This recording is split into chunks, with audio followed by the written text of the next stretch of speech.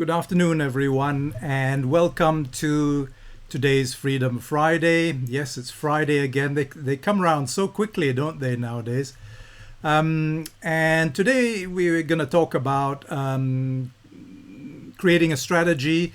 As you know, this whole winter it's been kind of listless and a little bit dull. Not only with the weather, but also with the crypto market. And then suddenly things started hotting up, and Bitcoin hit its all-time high, and so did Ether as well, and quite a number of other tokens. So today, Tony is going to talk about what people are saying is happening in the market, and what we might possibly expect, and how to prepare for it all. So the idea is, whichever way the market goes, we should be able to have opportunities, and we should be able to prepare for it. So welcome. Does it work when you want it? Yes, there we go. Hi, Tony. Welcome to Freedom Friday. And yeah, off you go. Oh, good morning. That must be someone in the UK. Good morning, whoever's in the UK. That'll be Alex. Good on you, Alex. Um, yeah, uh, yeah. Good afternoon, good morning, good evening, everybody. To be back. Yeah, I'm not. I'm going to talk about sort of a strategy for these times, but I am also going to go into some specifics about what to buy, when to buy, um, and yeah, basically the what, the when, and the how, but more about when. I'm talking more about cycles of time here, and how we can do that using Coin Market Cap.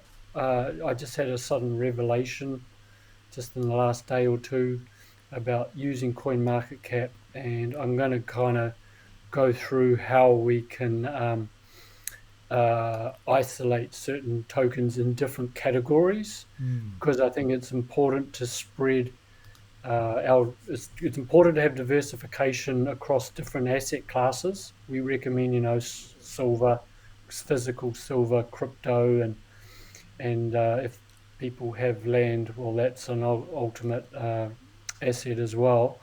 But also within crypto, we should be looking at different classes of crypto. And we've seen NFTs come up. We've seen the DeFi tokens come up, the smart contract tokens, currency tokens, um, and now we hear about the metaverse, and that's another interesting arena. So I'm going to share my screen um, with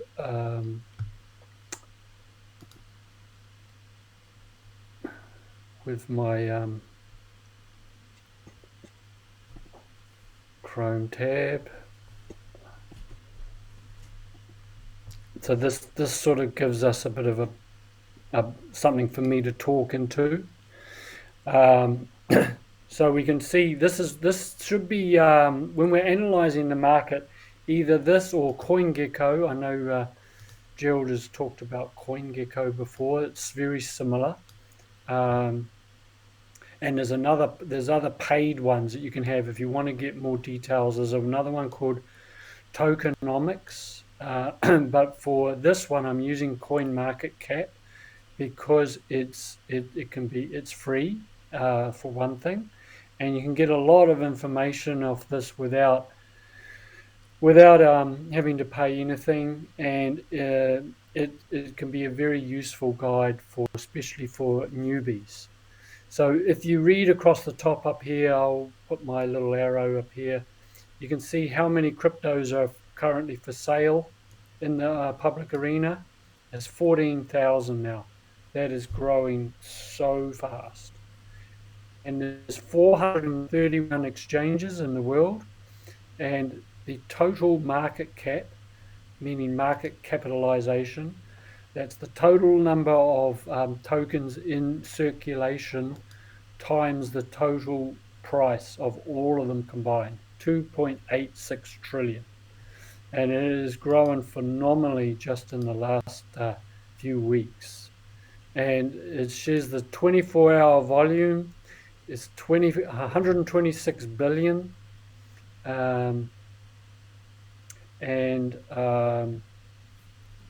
Bitcoin dominance. This is an important thing to watch. Bitcoin used to dominate over 60%. Now it's down to 43%. So that shows that the Bitcoin is waning overall against all the other tokens, partly because there's more tokens coming on the market, but also because some of those tokens are really starting to ignite, like Ethereum, Solana.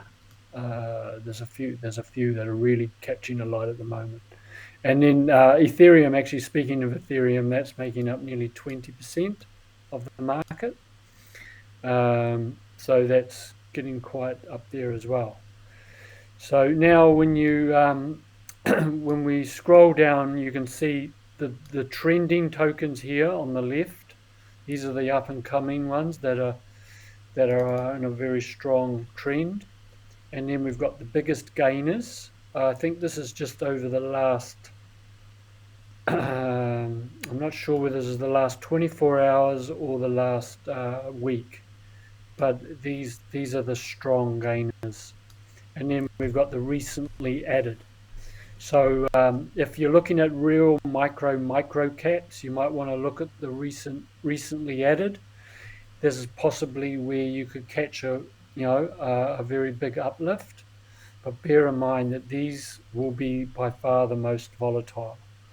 But you will be paying a very, very small price, and the good news is you can just trial it with just $50, $100. You don't bet the farm on any of these. Don't never invest anything you can't afford to lose. But it's a good thing to look in when you start to get more into this. I know a lot of you are not yet at that stage. You're just sort of buying and holding.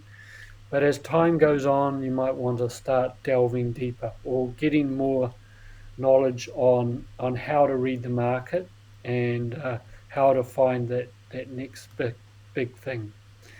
And then when you scroll further down, then you see obviously all the tokens listed in order. Now I've actually joined up. You can join up as and get an account with CoinMarketCap, which is what I have done. And so I think that is a really good idea to do. Then you can get up-to-date news on what's happening in the market. And they put quite a lot of good information out there on the email. Yeah. As well, when you join up, which is a free membership, you can have your own portfolio. So you can select when you go through the coins, you can star them, you can favorite them, and it'll put it into a portfolio. So you can just have a group of tokens that you can watch instead of having to scroll through the whole lot. So that's quite helpful. Yeah. I've actually just started. I've just cottoned on to that, and I was going to mention that too. Yeah. But this is right. We can put all the tokens that we've bought in there as well, and then you can go to one place, see all your tokens, and see how they're doing, how much they've gained or lost or whatever it might be. And then when you're reading the actual token itself, now when we're coming to actually what to buy. There's some really good information in here that I think goes over a lot of people's heads. For one of those things is, what is the circulating supply? Now this is really important because we can circulating supply against the total tokens that are due to be issued. And why that's important is if that circulating supply is getting very close to their total issuance, then it means that the price could well go very, very high once it's reaching its maximum supply. If it's very low, then obviously it's got a bit of catching up to do. But that it still doesn't mean that the price will be suppressed. It could be growing very fast because the price is based on an algorithm recording the amount of people, an amount that's been bought versus the amount that's been sold. And obviously, if the amount that's been bought is significantly more than the amount being sold, it's all inbuilt to the algorithm, and the price will go up in that mathematical formula. It's a mathematical formula that's standard right throughout. This same formula applies in stock market as well, except in some areas there is a lot of manipulation going on, but it's not from. It's all based on the manipulation happens when the whales are buying big and selling big, so it's still algorithmic driven. But that's another story. So anyway, look at the circulating supply, and then go on the website, which you can find in every single one of these tokens. You click on the token, and there's just so much information in here. You've got the main thing that I look at is the white paper. Look at the white paper, and that should have its token supply in there.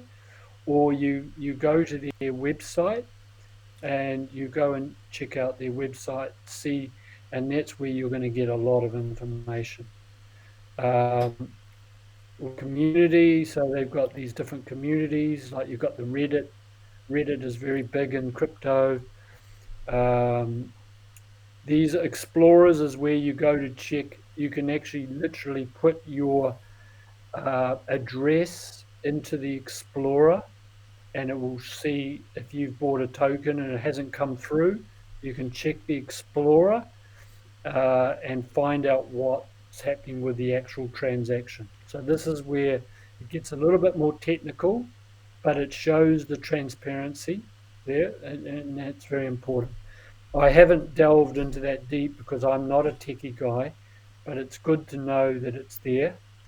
And like for our Tron our Tron one is called Tron Scan, and they have Ether Scan, and every blockchain has its own explorer. And those who are really technical minded, you have the source code here, and people who understand that, they can analyze the code, and they can get a lot of indicators as to how the token is going to perform. On that note, I just simply listen to the techie guys and hear what they've got to say when they're analyzing the code. And I'm not a guy who would even understand how that works, but I will listen. I think it's good to understand that everything is code driven, and depending on how the code is set is how it's often going to show up in the real world. Here you can see the market cap of Bitcoin, which is over 1.2 trillion on its own. There's the circulating supply again. And then over here, look, it's got on the right-hand side here, max supply. So there's only going to ever be 21 million Bitcoins. And they're already up to 18.87 million in supply. So that is clearly getting very close to its supply, which is one of the reasons why Bitcoin is so high in price. One of the reasons, along with a lot of other reasons, but that is a key indicator. So it's just a limited supply. It's basic economics, limited supply, high demand. And a lot of the reason why it's got a high demand is because it's being pumped by the big boys. It is being promoted as the poster child of crypto, almost like it's the only crypto that's out there, which we know is absolute rubbish. So this is one of the reasons why I'm not big on Bitcoin anymore. Bitcoin was great in the early days, but if you look at the price, for that to double, it would have to reach $128,000. That's what we just call that's just 100%. that's 1x, basically 1 times double growth. But when we look at a lot of our coins, the altcoins, what they call, every other coin is often called an altcoin, alternative coin. And when they're around $1 or $1.20 or 50 cents for some of the very very high potential coins we're looking at, for that to double in price from 50 cents, it only has to go to $1. So it's a basic mathematics. So why buy something at its such a high price, such a peak, when we can pick out real gems that are just starting out, and yet they are still very developed, like XRP, XLM. So it's just really really important to look at the maths, look at the numbers. Now we look at the chart. So you can see that this is a chart over just over 1 day.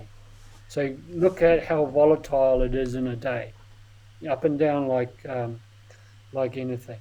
But if you start going into the 7-day, then you start seeing a different picture. You see how the trend has been very generally very up, but lately, just in the last day or so, it's just dropped off a bit.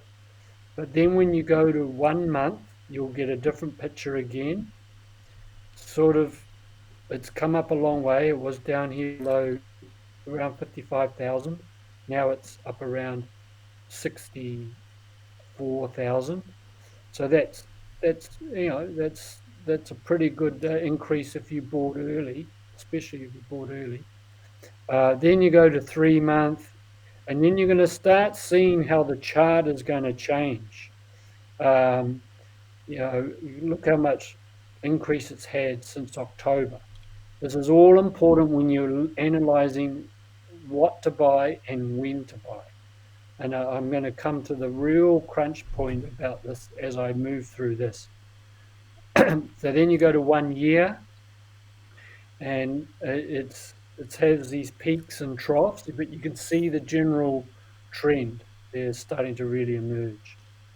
And this is year to date. And now what's really interesting is this thing called log. You click on log.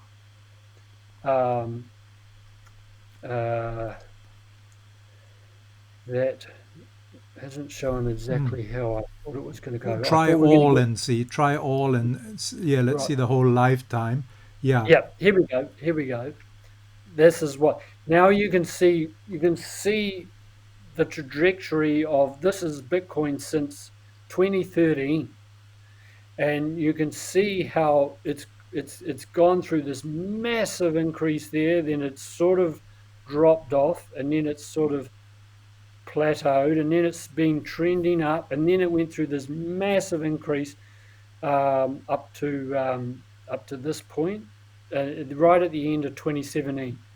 This is when I bought Bitcoin back here, so I bought right at a very good time, and I just was watching in amazement as it was going up and up and up, and then I was like, up here, I made a mistake, and I should have sold my Bitcoin. And I'm going to go into that. I'm not a trader, so I bought to hold. So I had this mentality: I'm just going to buy and hold till 2021 or 2022. I'm never going to sell, right? But that was actually a mistake, because I could have cashed out at this point here, and then I could have bought back in. I would have never cashed out to just simply bring it into fiat money, I might add. But I could have put it in a stable coin and then just held. But I didn't. And now I've learned my lesson there. So I know a lot of you have gotten fairly recently, so your gains may not be that great yet. But if you have been in for a while and you've got a pretty significant gain, I seriously suggest that you at least take some profit. If you're really super keen on the coin, never sell all of it. Just sell 10 or 20%. But it's up to you to set up a strategy as to what you're going to do. Because what's coming from now until 2024, 2025, we're going to see some incredible things happening. So then from there, then it went down and it went into quite a long bear market for quite a long time till about here. So this was in March 2020. And then it started this real big upswing right up here to around 58,000, 59,000. And then it dropped off a bit and now to where we are now. So when you look at that, do you think it would be a good time to buy Bitcoin? I think that there's a very big drop coming for Bitcoin, and I'll explain why. But this is very important to look at the chart before you buy, so you can see where you are in the cycle, or you can get an idea of whether this is a good time or not to buy. So this is mandatory research, and it doesn't take a lot of time. Anyone can do it. You can do it all in one place in CoinMarketCap. If you like it, we can just pause there if you want to make any comment, Gerald, or if anyone's got any questions. Otherwise, No. we'll keep going. Yeah. No, that's really interesting. I mean, Carolyn asked something about cash effects. I don't know whether you want to answer that now or later. We'll answer that at the end. Yeah. So, we can let's look at XRP's chart. I think that because we have been recommending it, I think, and I know quite a few people are holding it. We could look at the log chart of XRP, and that tells a fairly interesting story in itself. You can see this dramatic increase here from way down here. It was only like 6 cents. 0.6, wasn't it? Oh, 0.006, yeah. Yeah. 0.006. So that's like That's half a cent, I think. Yeah, just over half a cent. And that's when I started buying XRP. So, I'm quite lucky. I got in early. I was researching XRP through this period. I got in just before it went. So you can imagine I was quite excited by it. But I have never sold any XRP. I'm still holding XRP to this date, or everything that I bought. And then it went up this huge increase, and then this massive increase up to here, up to $3. I mean, that is absolutely parabolic. And again, I probably should have sold a bit here, but I didn't. It's been basically a bear market ever since, pretty much. Apart from a few peaks here and there, it's been pretty solid. But bear in mind, we're not talking $64,000 here. We're talking a maximum ever of its highest ever price was $3.09. And that is very interesting when you consider that now it's only $1.21 now, and since then they have probably added another 200 major partnerships. They're announcing massive things left, right, and center. Yet it's only $1.21. It's only a third, or a little bit less than a third, of its highest ever price. Whereas Bitcoin is at its highest price, pretty much. Whereas XRP is significantly lower than that, and it's only $1.20. So there's really no rhyme or reason, to me, it's a no-brainer. This is like a golden asset particularly for the future. So when you look at that chart, And again, let's look at its market capitalization is 57 billion. Um, its total supply is 100 billion tokens. So it's around half. So it's still got another half to go.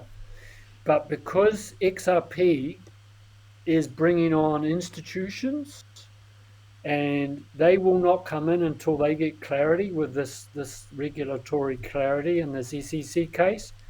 Seriously, those 50 billion coins could go in like a year or so. There will be a huge buying spree because they have to hold it on their balance sheet. They have to hold it in their, sorry, they hold it in their, like banks are going to be buying XRP. Financial institutions will be buying XRP. Big ETF funds will be buying, these big companies that are listed on the share market, they buy certain blue chip cryptos and hold it in their balance sheet. And that encourages people to buy their shares because they know they're invested in these cryptos. It's an easy way to sort of profit from the crypto market without having to hold it. And that is going to be a big part of the market. So when I look at, because I've done a lot of research on this token, I just think, wow, well, what's to come is going. I think it's going to be huge. So at $1.20, even if you put in $500 or $300, you can get some pretty significant gains on this. It's got the chance to be the main global currency. So and we're not invested in a company here. We're invested in money. We're invested in currency. So we're invested at the very source of what creates money. And so that's one of the things that really captured me about investing in crypto is we are investing in future currencies of the world and future currencies of projects. So rather than investing in shares, which is taking third parties to hold their shares for us, we're investing in currencies that we choose. And so we're a first cab off the rank. If someone's adopting a currency and you're holding that currency, you've got the best asset you could ever have. So this is why one of the reasons why I love it from a financial point of view, from a monetary point of view. I really think that we're in the box seat here. So, But I think that there is going to be a massive financial crash coming. Not fear mongering. It's just a fact now. All the ducks are lining up. Evergrande. I don't know whether you've heard of Evergrande. Evergrande are a multi-trillion-dollar real estate company in China. They missed a bond payment. Now they've just missed another, or I think they got an extension, or they said that they got an extension, but they never got the extension and they missed a payment of several billion. They are now being sued. They're now being taken to bankruptcy. Someone is taking them to make them bankrupt.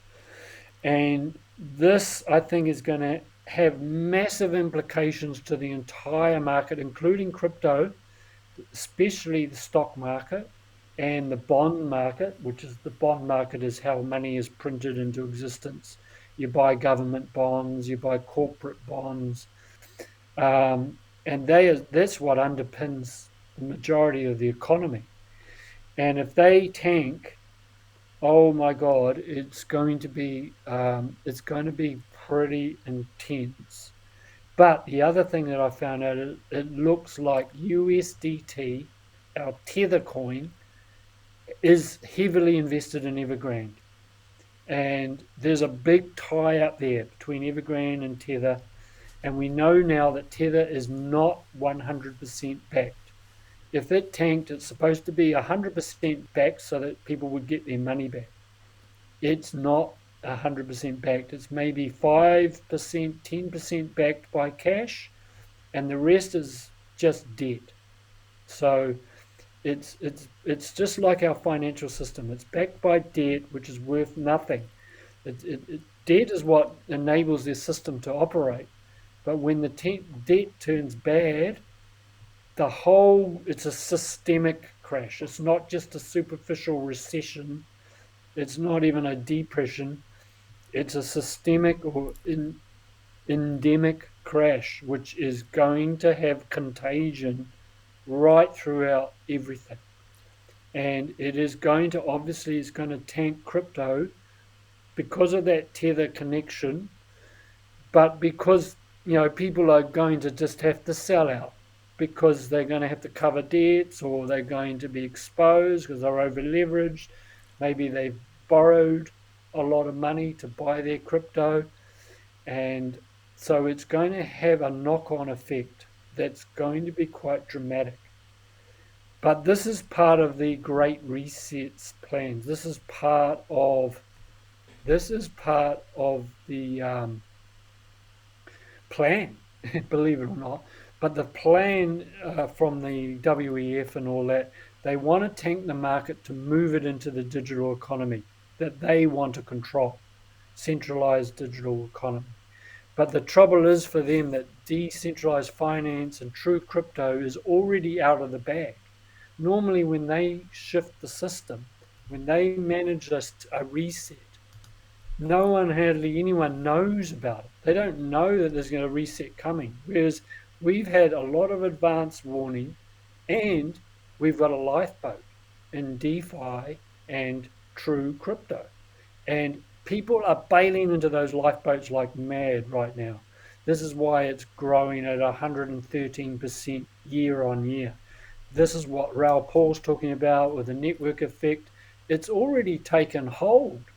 So what's going to happen is, I think the crypto market will tank along with everything else, and but then it's going to run up and it's going to be a mother of all bull runs after that, because all the money that's lining up with ready to jump in, they'll probably announce regulation will come in, and then all those institutions are going to run into the crypto market to save their ass.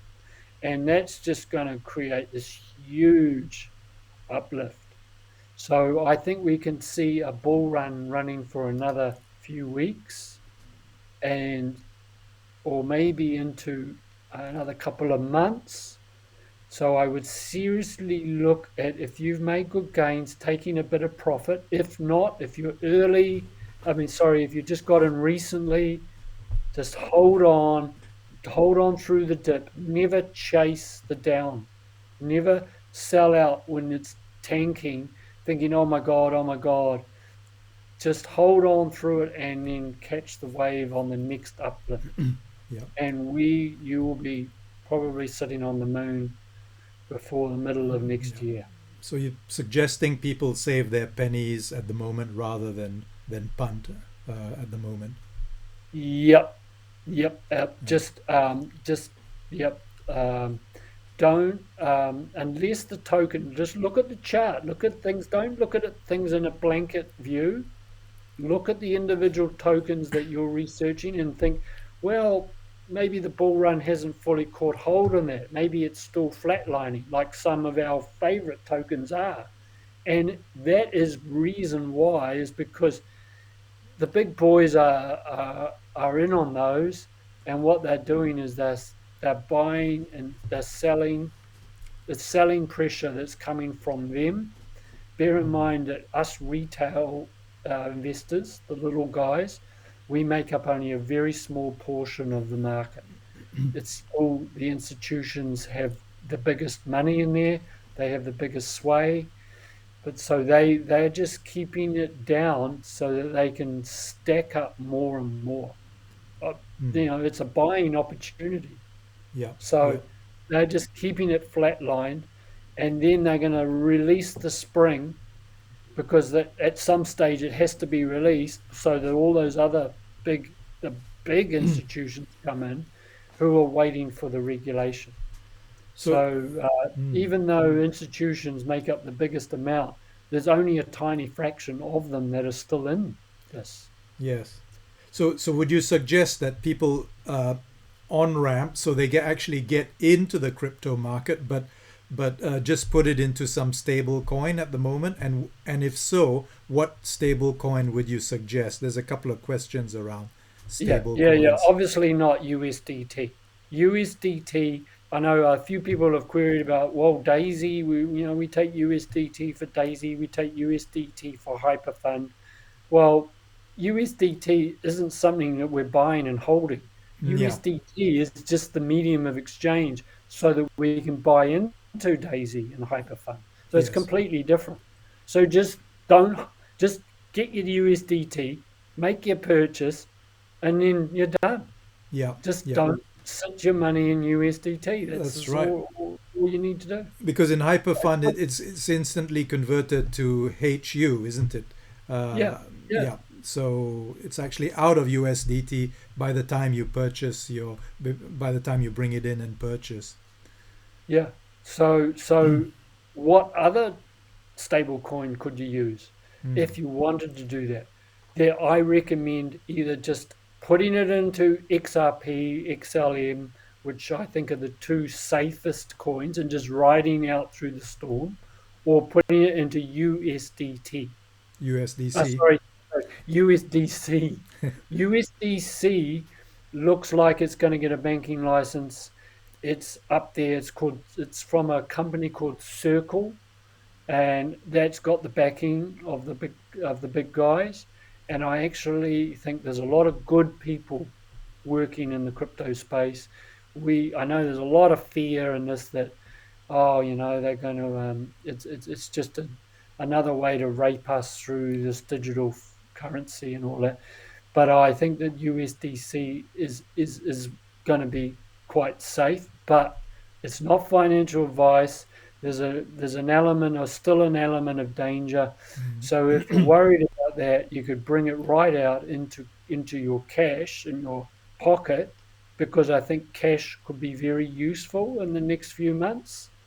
Or just park it in one of your favorite Yeah. cryptos and hold there. Yeah. It's just that some people are having problems actually getting in. Getting their money in, getting verified, getting their exchange account set up, and all those things.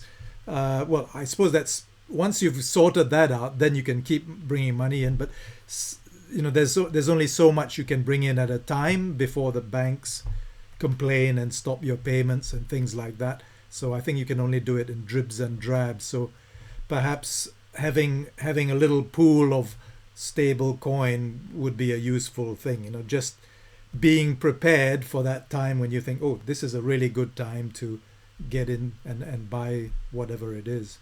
Yeah, absolutely, absolutely. So you've got to have to, if you've got a fair amount on the line, or it's your life savings, or you've got, for you, it's a lot. Any money is worth protecting.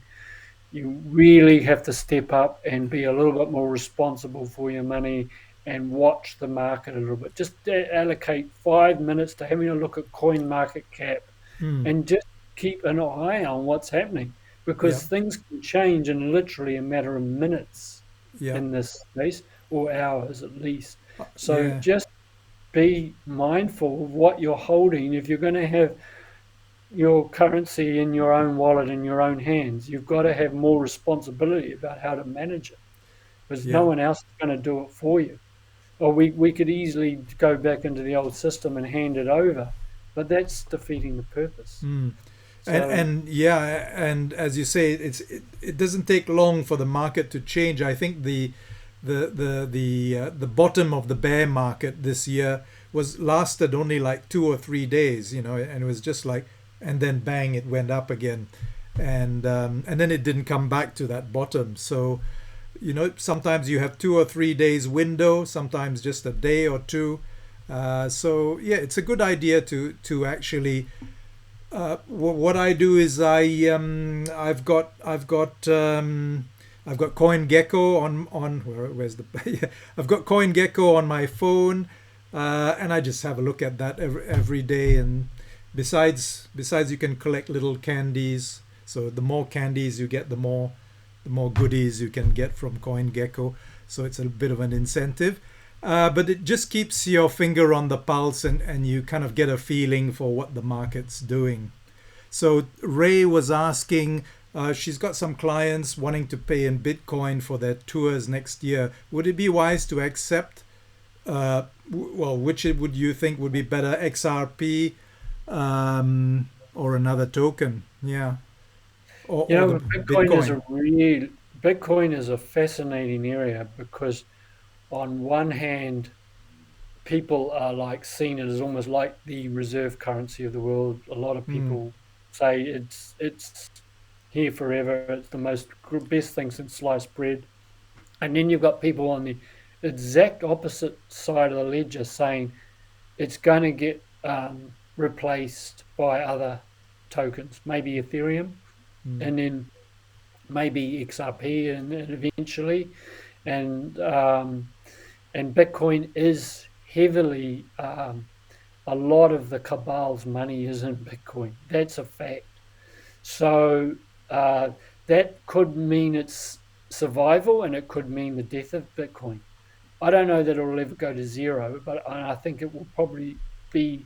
I don't know. I just really don't know with Bitcoin. It's like it's could go anyway, because what we've got is we've got a battle going on, a power battle going.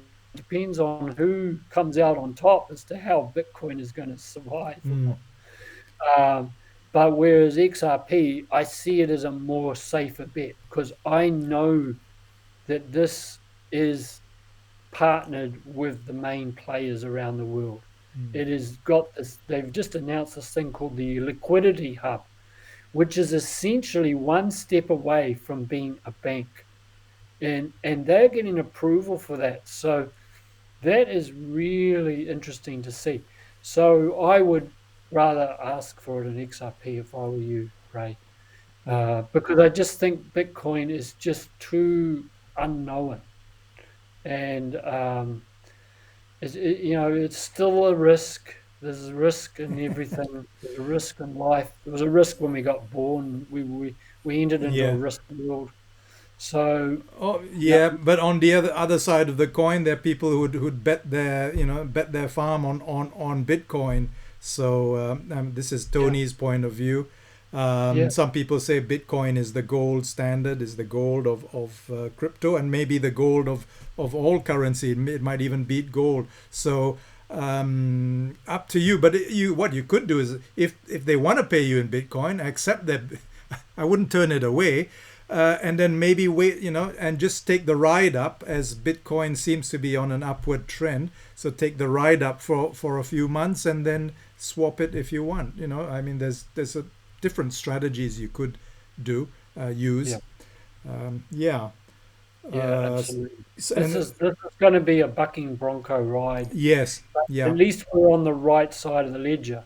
But in this regulatory crackdown that's coming, and then the big crash, bear in mind, a lot of cryptos I think are going to go. They're just going to disappear, either overnight or over the next weeks and months, because they aren't going to cut it in the regulation, or they're just not going to survive. But do you think, Tony, that because regulation is so slow, it would probably wouldn't it take a few years for anything to really happen to these other coins? Because I mean, the regulation doesn't happen overnight, so there might be still breathing space. The regulations are coming in the next few months. The regulation ruling, and that's what XRP is basically doing. XRP is the cover for regulation for all cryptos. They're making out like they've singled out XRP. No, they are working with the space. They're using XRP as the cover while they work out regulations for the whole entire space, DeFi, NFTs, security, currency, all of that. and I think we will see by February 2022. I reckon we will have regular regulation clarity, and then once that comes out, any of those tokens that it will be clearly obvious whether they meet it or not. People are just gonna, they're just gonna flee. They're gonna run to the safe ones, and this is why I've been educating everyone to get into the safest ones early and just hold on. Yeah. So they should survive. If they ISO 20022, remember, that is the it already has all our favorite tokens listed in there. That's why I've wrote them, and along with a few others I like Hedera Hashgraph. There's a few others, but XRP, XLM, Algorand, did I say XDC? Quant is another one, but that's quite high in price, so avoid Quant because it's gone too high. But and also, going back to the, I'm just go back to the coin market cap again. I just realised there's one other thing that I was going to show there is I'm just going to navigate back to that. Along here, see along the top of Hang on. cryptocurrency. Let me share that. Hang on. Solo that. Yeah. Go ahead. So actually, I'll come down here. So we're sharing now. Yes. Okay. So you see here, we've got cryptocurrencies, and then we go into categories, and I didn't really quite sure how Those are the types. Those are the types of projects, isn't it? So the meme tokens, privacy tokens, oracles. Although I don't know what doggerel has to do with categories, but there you go. Yeah, so they've broken them down into a lot of different little subcategories, which we don't need to be worried about. Yeah. But what we are concerned about is DeFi. So I recommend having a spread of some actual currency tokens, DeFi, and if you're interested, NFT. And NFT, whether you like it or not, it's going to be huge because the kids and the millennials and the young Yes. people, they love it. They are into it. They want this. They want this alternative reality online. They want the augmented. Well, because reality. what's happening in these metaverses is you can actually what is it, play as you earn. So you're playing games. It could be fighting games or building territories or even racing games, and you are actually you're buying NFTs, you're buying currency, and you are earning currency and tokens.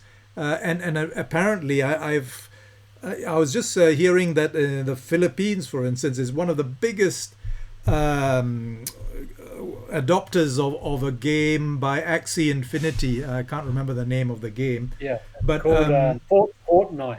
It's called. Yeah, possibly. Yep. And some people are just playing that, and they're earning their annual income through that. It's paying for their families and everything while they're playing. I mean, I'm not into that. I can't get into games myself, but it's okay for some. And then you see on there you've got actual chains. So you've got the Polkadot chain, the BSC, which is the Binance Smart Chain, Solana chain, and the Avalanche chain. So those are the four big alternative chains to So I recommend having a spread of having a couple of tokens at least in here if you can. And I love these top three. I love Terra, I love Avalanche, Chainlink, and I do like Cosmos as well. Cosmos is another one. This Loopring is really up and coming. It's coming up real fast. Compound is good. I love Basic Attention Token. That's the one that owns the Brave browser. So that think of decentralized searching. Think of something that could smash Google, Mm. and so that's the DeFi and NFTs. And Terra coming out with their own stable coin as well, the UST, I think it's called. Yeah, Yeah. yeah. So to have a good spread, to have a good decentralized portfolio, you'd have a bit of crypto, a bit of true cryptocurrency, a bit of DeFi, and a bit of NFT if you wanted to catch something that's coming up real fast. Mm. And that, Decentraland is hot. Yeah. and as Gerald says, the metaverse is where NFTs, gaming, Mm. or and there's altered reality, augmented reality, and virtual reality all converge. So there's a lot of crossover between NFT and metaverse. But the metaverse is literally like Decentraland is where you can literally buy land in a virtual world. And that might sound crazy to us, but to the young ones, that's what they want to do. And they are selling virtual land in these um, metaverses for For, hundreds of yeah, thousands of dollars for real money. Yeah. for real money, and not small money, hundreds of thousands in some case. So, and gaming is huge. The gaming industry is massive. It's always been, yeah. And, you know, Video and, you know, games was yeah, so and huge. millennials are driving the crypto explosion in general, Mm. as well as financially savvy people who are getting into DeFi and getting into the cryptocurrency, and baby boomers like us as well. So this is just such a massive growing thing that is just it's not stopping. It's only going to get bigger and bigger. So I'm not here to talk about the whys and wherefores of is this good or bad or not. I'm not talking about it. Yeah, yeah, it just That, is, and it's there. So either yeah, you jump on board or you don't. that's Yeah. exactly right. It's exactly it. So it's just I'm presenting the information as to what's happening. It's up to people to make their own choice what they want to do. But if you want to, I think financial protection is critical now because and people will see it. I mean, a lot of people still think I'm a bit of a shill because I'm promoting money. I'm not promoting money. I'm promoting I'm promoting Promoting having freedom. yeah, promoting freedom and freedom of choice. That's what I'm promoting. I'm promoting protection so you can go and buy food and live somewhere as a basic, but also being able to, you know, interact and do what you really are on the earth to do and use money as a tool. So don't focus on the tool, don't focus on the actual reason why we want to actually be prosperous and abundant, which is far more important. But, transacting and money, whether we like it or not, intersects with every single area of our life. Mm. And if the cabal have got all the money and we've got none, then we're in real trouble. Well, So, the reason why they have all the money is because a lot of people have never really taken responsibility for their finances. They just accept a paycheck and then they go and spend it. So if you're not actually actively managing your financial world of your own, somebody's going to do it for you. It's done by default, and you just usually end up with a few crumbs and things like that. So this that's right. this is the big opportunity to build your financial the ducks sounds really small, but build your financial plan that's going to sustain you for life. And this financial plan has several how do you say, has several parts to it. Hang on, I'll just has several parts to it. And what we are doing on DeFi Freedom is we're showing you the different parts. What are the parts of this big strategy or plan that you could put together. and showing you curated kind of selections, because there's so many, there's so many wallets, there's so many exchanges, there's so many projects.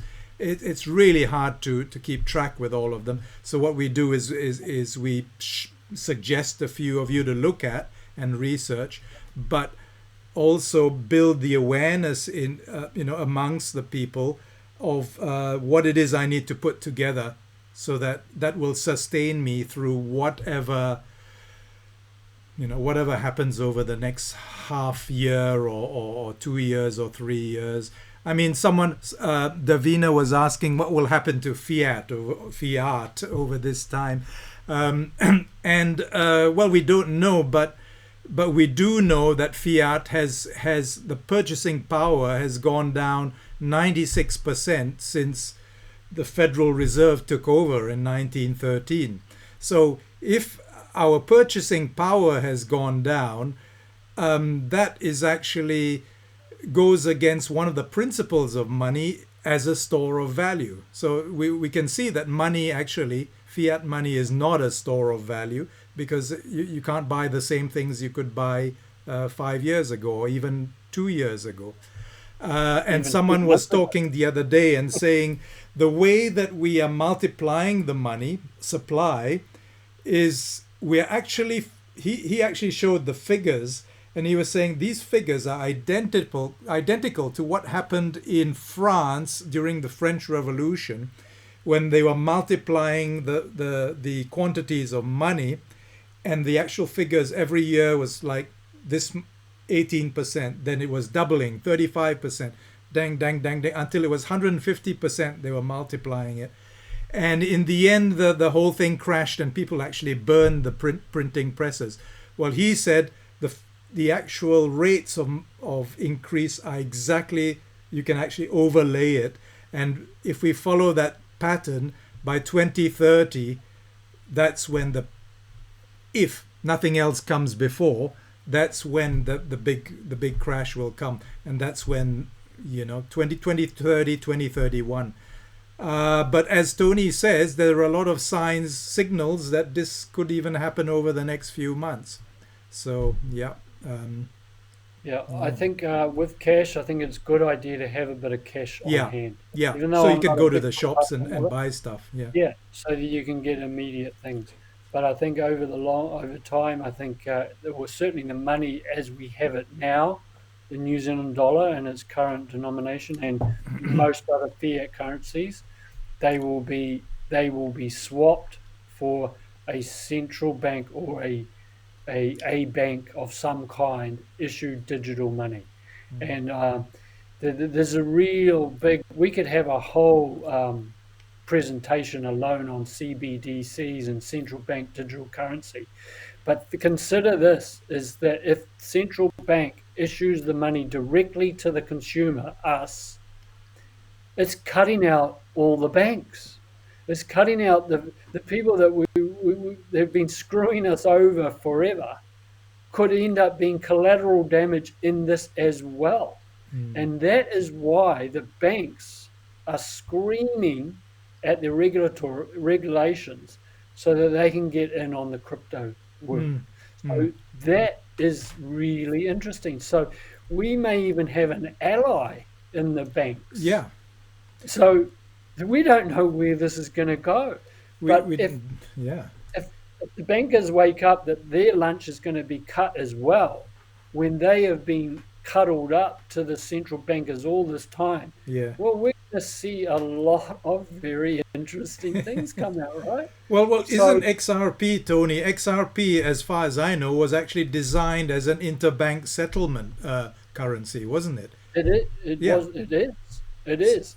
The XRP-L, the XRP ledger, can handle bank to bank, bank to customer, customer to customer, and every which way. So what they can do is they can have a wholesale ledger, a retail ledger. Yeah.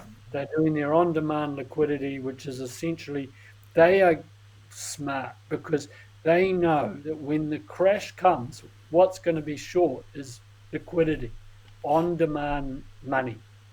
But XRP are creating this thing called um, a liquidity hub, which is essentially a bank. And because they've issued their own currency, and because it's going to be valuable because of the partnerships and what they're doing and the problems they're solving, and it's decentralized, it means that the money is just going to rush to that. It's going to push the price up hugely, and there you've got liquidity. So that's a perfect answer to the problem that's happening for both us as people, the common people, but it's also going to be an answer for the banks, and that's why I think the price of XRP is going to go to Jupiter, not just the moon, because in relative terms, over a period of 5 to 10 years, I'm talking here, because it's not going to happen overnight, but we're going to see a dramatic overnight lift. Could go to $10, $20, $50 in the next few months or a year or so, and that's life-changing growth, Yeah, right? yeah.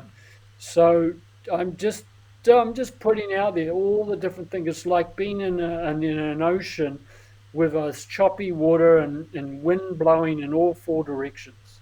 We've got the cabal, we've got an alliance that are trying to work for the good. We've got people waking up to what's going on.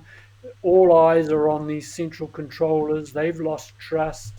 A lot of us know they created coronavirus to rejig the system into a carbon neutral system, which is another absolute crock of baloney if I've ever heard it.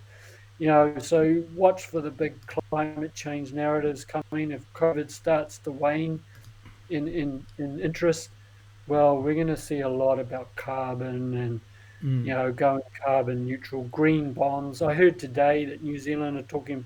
Well, they announced they're going to be buying these green bonds that is apparently going to make us carbon neutral. I mean, it's just a load of bollocks. Yeah, yeah. I What it think is, bonds are. in short. Um, So yeah. we are at a most incredibly exciting, but also could be harrowing time on the earth. And this is not just about a financial reset. This is an entire society reset on every single level.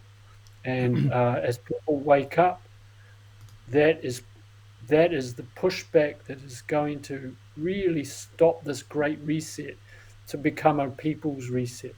And with decentralized finance and with other things going on at the ground level, things like UG Pay and our global unit pay and Hyperfund, these are the new kids on the block. These are the new Amazons and Facebooks of the world, XRP and Ripple. And Yeah, we're going to yeah. see a big change of the guard, a huge Mm. change of the guard. So Tony, while you're still on, what are you on? Coin Market Cap. Can you go back to that? In fact, hang on, I'll just share it again. Can you go to Hedera hash graph, H bar? So Susan is asking, so this is a little tutorial. People are asking, or you can search it at the top there. People are asking, oh, where do I buy this and where do I buy that? So this is how you find out where to buy things. Yeah, H bar is, yeah, or you can search it at the top. I know. Well, I know where. There we go. So now if you scroll down, I might be wrong. It might be CoinGecko, but scroll down a little bit down. Scroll down, and down and down. Further. So if you go down to here, oops, you've gone too far. So you go to CoinMarketCap and you look for the markets. On every coin, they will tell you where you can buy those coins. Yeah. So there you go. So you can buy, and you'll see the pairs. So the pairs tell you what you can use to buy Hedera Hashgraph or H bar. You can use USDT, which means you can buy USDT in Binance, or you can send USDT from somewhere else. You can buy it with Bitcoin. You can buy it with Binance USD, which is the Binance stable coin, or you can buy it with USD. So you can't buy it with it doesn't say New Zealand dollars. So what you would do then is you would either buy some USDT if you wanted. Actually, I think you can use New Zealand dollar to buy USDT. So you buy one of those, and then you go into the classic trading area, and you look for this pair. And then once you've got the pair, then you can buy your H bar. Okay, so and then you can send it to Exodus. Exodus does hold H bar. Right? And for every coin, that's where you look for your market, where which exchange you can buy your coins in.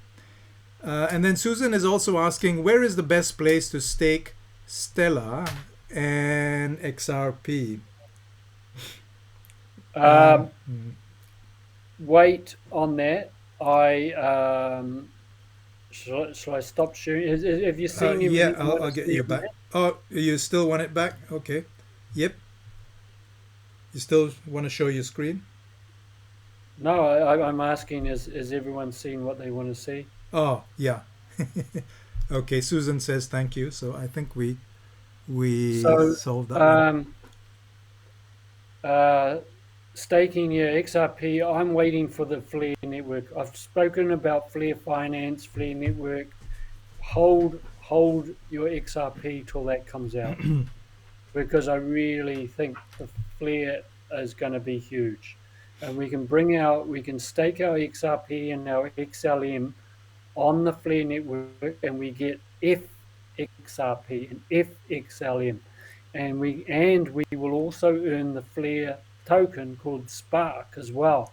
So we can get two forms of income from one token, and we will show you in depth how to do that when it launches, because it hasn't even launched yet.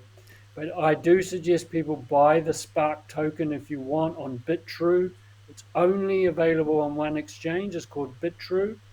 And also on Bitrue, you can get a token called Songbird, SGB, that is also connected as the test net for Flare Finance. In other words, when these projects want to launch, they've got to test out all the technology to make sure it works properly.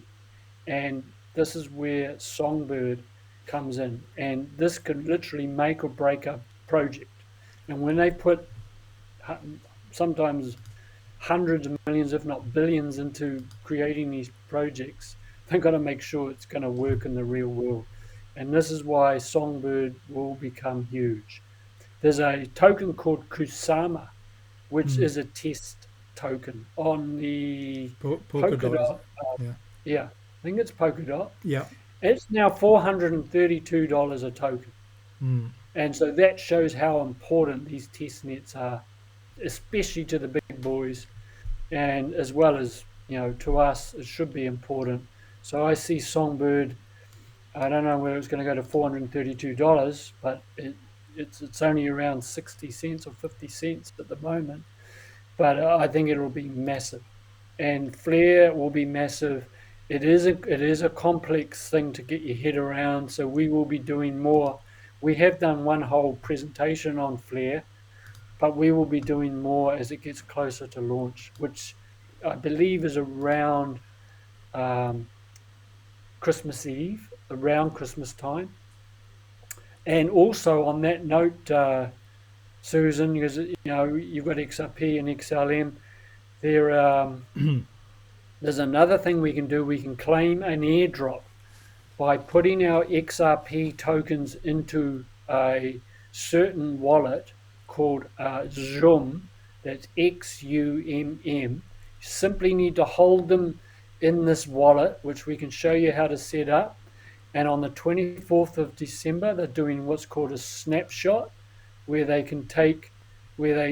literally take a snapshot of the balance of XRP you've got in that wallet, and they're giving you free token called Sologenic. And Sologenic is going to be another massive NFT metaverse token that will be launched on Flare, along with another one I found out called 888. 888, The New World, it's called, which I thought was really cool because I call myself Earthstar 888. So So these are the sort we of could have things a that premium tutorial on that, couldn't we, Tony? absolutely, and Yeah, we can get on the yeah, if we can get in the early stages of something like that, it's life changing wealth could be made. I'm not saying it will happen, but I think we'll definitely make something, and it could be quite eye watering. yeah, yeah. So for the premium members, the paying members, we'll be doing a real deep dive on that. Great. As there's a lot of complexity to it. It will not be easy. You'll pull your hair out trying to do it, figure it out. Yeah. As you can see, I've lost half mine. But it's been worth it because I've started to really understand the ins and outs of this now, and it's quite exciting.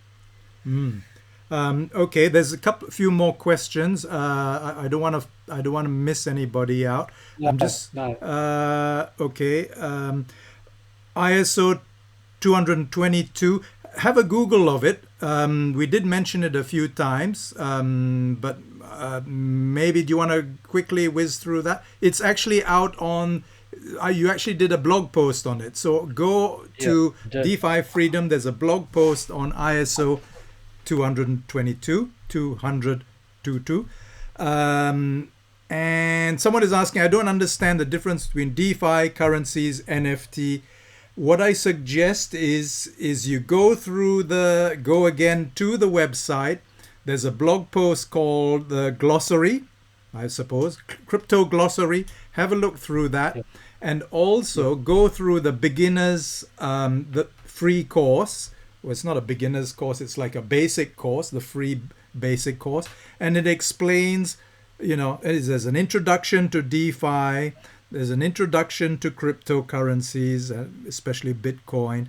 And we may have mentioned NFTs, but we've also had quite a number of, we actually had a whole webinar on NFTs. Have we? I can't remember now. Go to the event. What was the event? The symposium. So go to the symposium that we held earlier this year, and that'll be in the webinars area. And there I actually introduced the idea of NFTs and what it's all about. So yeah, have a look through the website, and then that'll bring you up to speed with all the concepts So that we're the talking web about. address is defifreedom.nz. Yeah. HTTPS defifreedom.nz. Yeah. And navigate around. Have a look. There's a lot of resource in there. Yes. And I really encourage people to start, get their mouse or their fingers do the walking and start exploring some of these things, because you'll learn so much more once you start doing it for yourself. Yeah, because then you not only learn, but you also learn where to find stuff, and that's even more important. So that's why I was telling you about finding exchanges on CoinMarketCap, because as Tony said earlier when he first started, CoinMarketCap is a hive of information. I mean, there's heaps of information there to enable you to get a good idea of each currency. So I really highly recommend that you just mosey around and explore and see what you can find, and you'll find it's a gold mine. Yep. Coming back to the question on ISO 2002, yeah. Go ahead with that that is one. a new regulatory standard that is the basis of the new regulations coming for crypto. Yeah. And we already know that there's certain tokens that are already signed up to that. They're already logged into it.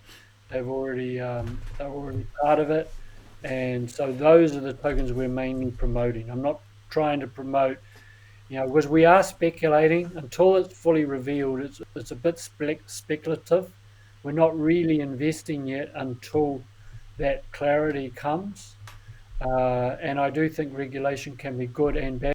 I'm not going to go into the details of that another time, but regulation, when it's coming from the crypto community, it could be brilliant for us. And also, when it comes to regulation, obviously, what they need is KYC. They know your customer, your ID, and all that. Yeah. Well, I know for a fact now that there are actually companies now based in DeFi meaning decentralized finance, where you can literally do your KYC and it is held in a decentralized blockchain where it's not can be seen by anybody. So when people think that our ID is going to, like Facebook as it is now, Google as it is now, this is going to change. You need to have protection of your identity because the market is flooded with these non-human bots or scammers who are trying to get our scooping ID. up, harvesting everybody's IDs, emails, everything. Yeah. And this is what they're talking about, the Web3, isn't it?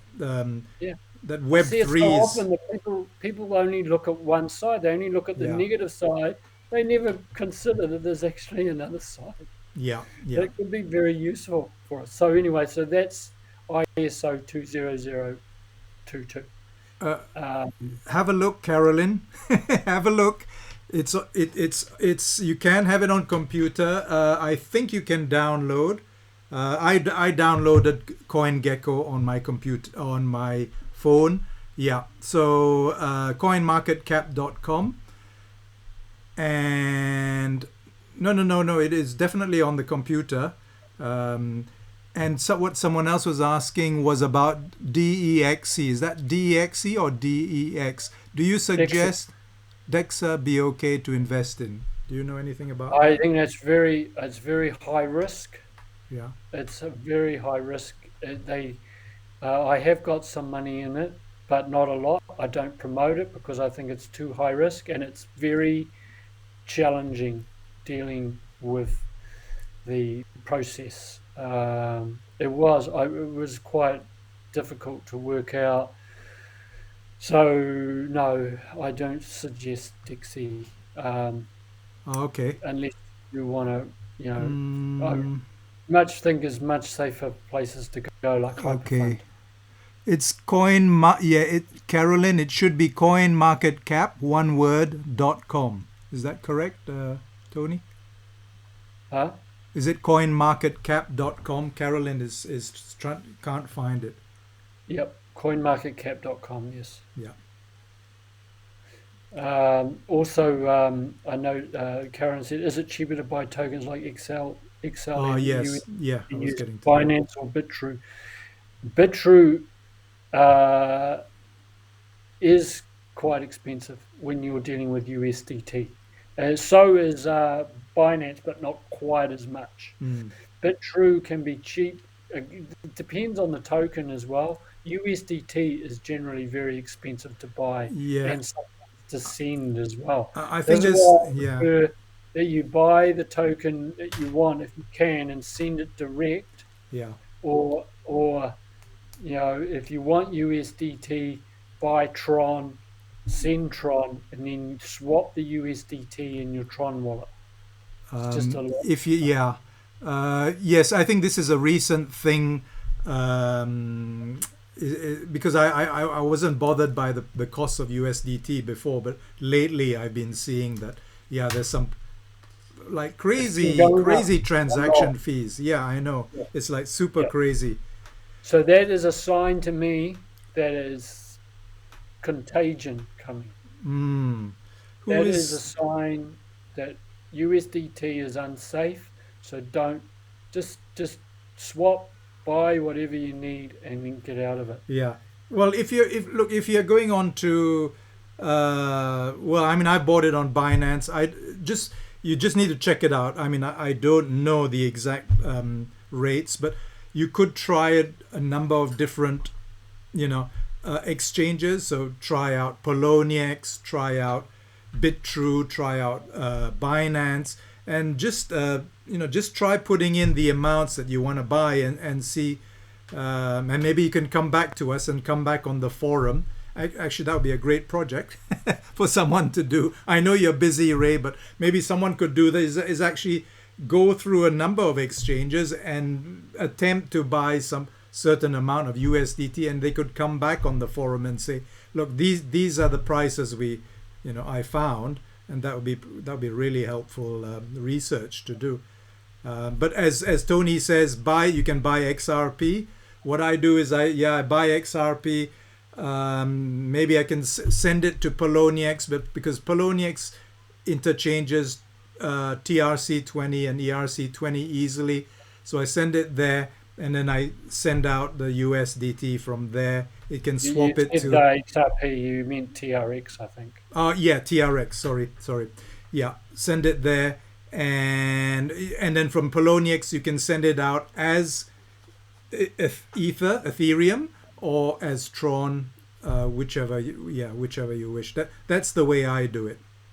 Yeah. You use the exchanges to exchange into the token you want, or you can use Exodus. Use the sometimes, and swap for other tokens you need. Just sometimes you need other tokens as fee. You need gas tokens, gas fees. So it just depends on what exchange the token is based on. Like I try to avoid Ethereum because they've got really high fees. Oh, yes. Someone is asking, can you comment on the alternative to the internet that you mentioned earlier? When was that? Was that today? I actually can't remember. To the internet. Well, I think the alternative to the internet is going to be the blockchain. Blockchain is going to eat the internet. The internet, as we know it, will be all. Oh, I see. I understand. I was talking about Web3. Yeah. Which Web3 is basically a blockchain-enabled internet that completely changes the centralized nature of the internet. The centralization of our world is the big problem. Yes. And Web 3.0 means we're not just sending money in a private, transparent way. We're sending information in a private, transparent way. We'll be able to have social media that's decentralized and without censorship censorship resistant. We're going to have different tokens for every aspect of our current life. Think, the big five: Amazon, Facebook, Google, Apple, and Microsoft. All of these, I can see in the next few years, their dominance is going to dramatically drop. They represent Web 2.0, and Web 2.0 is going out the door. And I think even is going to eat them. Yeah, and I think even institutions and governments recognize that, the problem, and they recognize that privacy is going to become very important, because our lives will be on the digital platform. I mean, you look at the banks, the way the banks work. Well, until recently they were using checks, right? And you had to sign your name, or you had to give someone a credit card. And it's so easy for someone to copy. You put it give it to someone in a cafe. They can copy down your number, and then they make purchases. So the whole old school system is actually really, really insecure.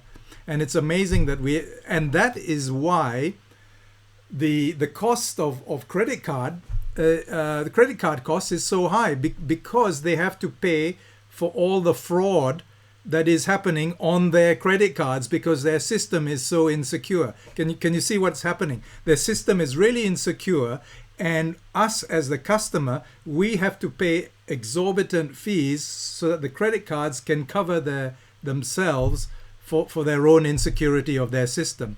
So this whole blockchain systems of peer-to-peer is going to cut that out. We're going to have trustless systems, but our privacy is going to become really important. And I think institutions and governments recognize that. However, governments also, their concern as well is money laundering, terrorism funding, and drug sales and whatever, all those things. So they've got to find ways to make sure that the person who's transacting on the blockchain is someone who's not a drug dealer, who's not a terrorist funder, and whatever. So Web3 is about how to work out that system to guarantee that you are you, and you are a person who's just doing things normally. You're just going about your normal business, but you are not giving out your private details to all and sundry. So that's the big problem that Web3 is trying to address, I think. And the irony in all that is the biggest money launderers are the cabal. Well, yes, true. The middle management, look, the middle management are worried about that because it's all compartmentalized. It means they don't know what the top are really doing. So they are worried about money laundering that. Meanwhile, at the top, all they're doing, they're laundering money. Yeah, they are the ones who are doing the biggest drug deals. Seriously. The CIA's proven. CIA are working with Escobar. We always knew that in Southeast Asia, in Burma and all that, the opium fields were run by the CIA. I mean, everybody in Southeast Asia knew that. And as you know, of course, Britain was the biggest opium dealer back in the 19th century. So the Afghan war is all about the opium. Yeah, they were there basically to protect the opium. So that is all collapsing now, and this is why blockchain is a revolution for us people, and a massive uplift for the people, because this is going to cut out the real corruption that is happening from the top. The small amount of money laundering and is coming as a very tiny amount from the people. It's coming from the top. We need that to stop for our protection. And the blockchain is already here. This is why the reset is really on fast track now, because they're desperately trying to create a new system that they can herd us all into. But we're like the animals that have run all over the paddock now, and some of us are bolting for the exits all over the place, and they haven't got the same control because of decentralized finance, because it is decentralized. And their system relies on centralization to operate. Yeah. So it's like kryptonite. That's why I love the name kryptonite, and it's it's my name as well. But it is like literally a ground up evolution that's coming from within the current system. Anything that's coming from outside has no power. When it's coming from within, it's technology that is revolutionizing the world, and it is changing the whole paradigm of the world. Every area of our life will change. Everything will be on the blockchain in 10 years. Everything. All the money transacting will go through blockchain and crypto, and this is a wonderful thing. So don't get discouraged or diverted by all this FUD that is being put out there at the moment. Yeah, I think what's going to happen is a hybrid system is going to happen. That there will be some centralization, but the centralization will be using this decentralized platform. So it's kind of okay. How do you work that out so that people are kept safe to a certain extent? And you try and reduce the number of scammy kind of things going on the blockchain, and make it a good place for people to venture on, because as more and more mainstream come on, it's going to be harder to handle all the bad actors. So they need to find ways around that. That's for sure. So I think centralization will still remain. I think that's. There will be two systems operating. There will be a centralized money system, and I think there will be a decentralized money system, and they will run parallel to each other, and there will be bridges between both. And I actually think it's great that they're bringing out the central bank digital money. And I think it's great that Facebook are getting in on it and all these other big boys are getting in on it, because money will, like energy, it will seek it's a better field. It will seek better territory. It will enrich all the areas. And so money will come in through those central people, from the masses, from the people that are not yet in it because they think it's a scam, and then when they wake up to what is really happening, the money is going to flow into the decentralized area. Yeah. But institutions, and yeah, there is a little bit of a place for centralization. There is some more. There's efficiencies to be gained. When you're running your own business, I know sometimes I need to have centralization of my data for efficiency. It's Mm, so that it's not like throwing the whole baby out with the bathwater. mm, mm. But we've got to have much more decentralization Yeah. in our everyday Yes. transacting. We cannot be surveilled and tracked every Yeah. time we go to the store. Yeah. That is centralization, communist style, Yeah. and that is what they want actually, to So communize, as to make as core principles, decentralization is a great core principle, and I think the people who are working on all these projects we talked about have that very much in mind. I mean, that was the basis of the cypherpunk movement, which then led to the blockchains and Bitcoin and all that. So cypherpunks are the people who are always calling for privacy and freedom, and they are the ones who are working on the DeFi, all these DeFi projects. So I think the philosophy is there. I think we've probably got enough time for maybe one question came from offline, and is that for a person who's got actually a lot of Bitcoin, maybe $1.5 million worth of Bitcoin, how do they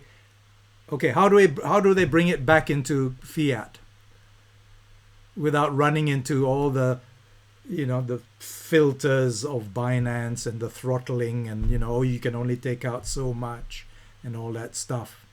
Any ideas around that, Tony, or is that something we need to research, because there'll be more and more people asking that? Well, yeah, it is a little bit difficult. What a lot of people have done is they've just, used. Well, we've got global unit Well, pay. There global are, unit pay will become a yeah, place where you set up your global own unit pay bank will account. become that. Yeah. And there are crypto. I think we're going to see our banks will be changed to a crypto and fiat based Yeah. hybrid. Yeah. But we've got it like smaller versions. We've got our WireX. Obviously, for someone who's got that amount of Bitcoin, that will be pretty difficult to do with WireX. But I know Mm. it can be done. I Yeah. mean, it's been done. But Okay. what I would say is, with the way the market is, I wouldn't want to bring it out into fiat anyway. Mm. I would leave it uh, in crypto and just put it into Yeah, something else. I think they're actually wanting to Well, use it to buy some land or something like that. Yeah. well, what you could do is, what some people have done is they've just got the vendor, the seller, and the buyer, Yeah. and then To get agree. them get a wallet, and then they Yeah. send Yeah. it to Get them. them to set up their Yeah, own Bitcoin wallet and yeah. say, look, here's, would you like some Because Bitcoin? Yeah. the only reason that Bitcoin has gone up so much is a hedge against inflation and to get out of fiat. Mm, mm. So yeah, but when you need to use fiat in the real world, I understand it's a problem. But we won't have very much longer to wait, and then we'll be able to do it commonplace. Yeah. Yeah. And okay, I forgot to answer. Caroline's asked a question about staking, or you actually answered it, but I just wanted to tell her that yes, you can stake your XLM on WireX. So what you do is you go into X accounts, and within X accounts you can actually send your XLM, and you get about, I think, what was it, 4 to 6% or something like that. Oh, keeps, but yeah, between 4 to 6 or 10% annually. So yes, you can stake in Wirex. Have a look.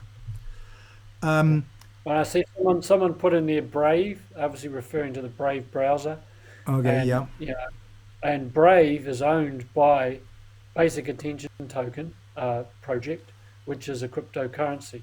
They yeah, created Brave, so right, Brave has come out of the crypto universe, and great. it's a good browser. I use it. Hmm. I think it's great. Yeah. Okay. So we better wrap up. So just before we wrap up, just to let you know, we remember we sent out an email to everyone on the mailing list about the Profi Investor investment basic investment course. So if you want more information, you need to join EvoRich. So have a look at that email. If you don't have it, get in touch with us. We can help you get set up with that.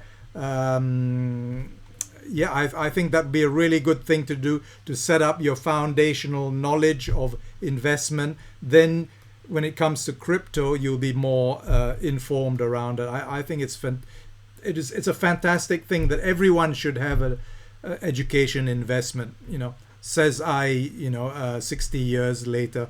Yeah. I should have done it 50 years ago. On that note, anyone Yeah. who's in Everrich, I Hmm. highly recommend contact me. We should get you set up on Global Unit Pay Yeah. now. It's Yeah. all guns, it's all green lights, it's all guns blazing.